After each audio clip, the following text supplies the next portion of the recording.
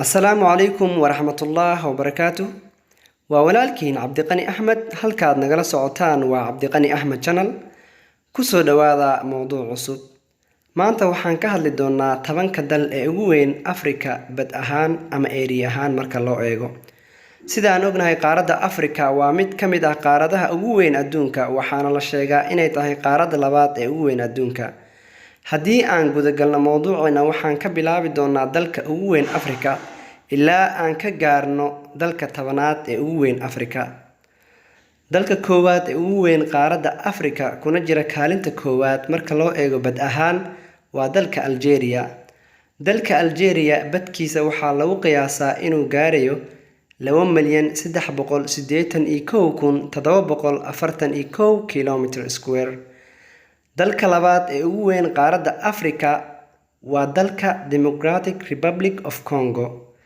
dalka Democratic Republic of Congo badkiisa waxaa lagu qiyaasaa inuu gaarayo 2,344,858 kilometer square. dalka saddexaad ee ugu weyn qaaradda Afrika marka loo eego bad ahaan waa dalka Suudaan.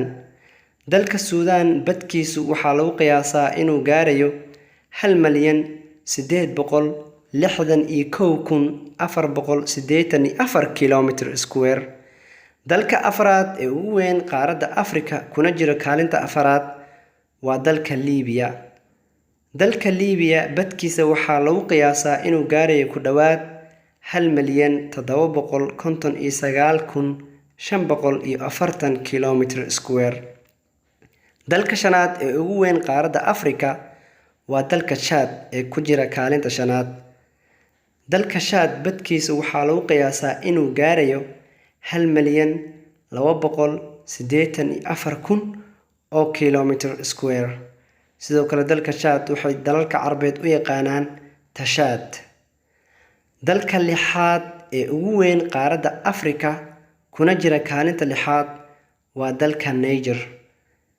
dalka Niger badkiisa waxaa lagu qiyaasaa inuu gaarayo 1,267,000 kilometer square.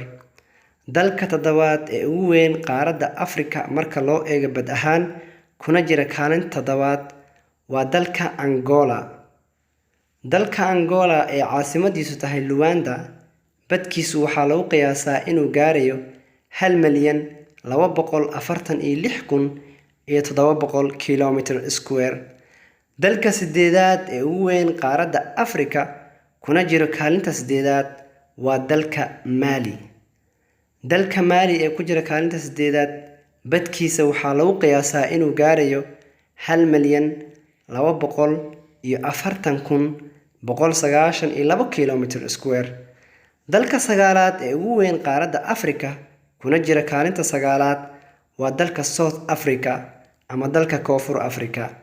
dalka South Africa ama Koonfur Afrika badkiisu waxaa lagu qiyaasaa inuu gaarayo 1,219,090 kilometer square.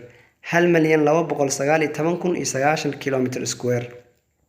dalka 10aad ee ugu weyn qaaradda Afrika waa dalka Ethiopia. dalka Ethiopia ee daris la ah dalka Soomaaliya.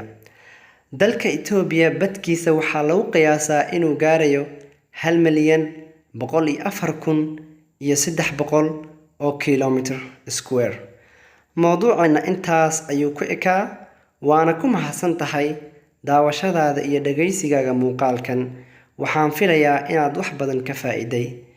fadlan subscribe channelka Cabdiqani Ahmed si aad ula socoto muuqaalada aan soo gelino.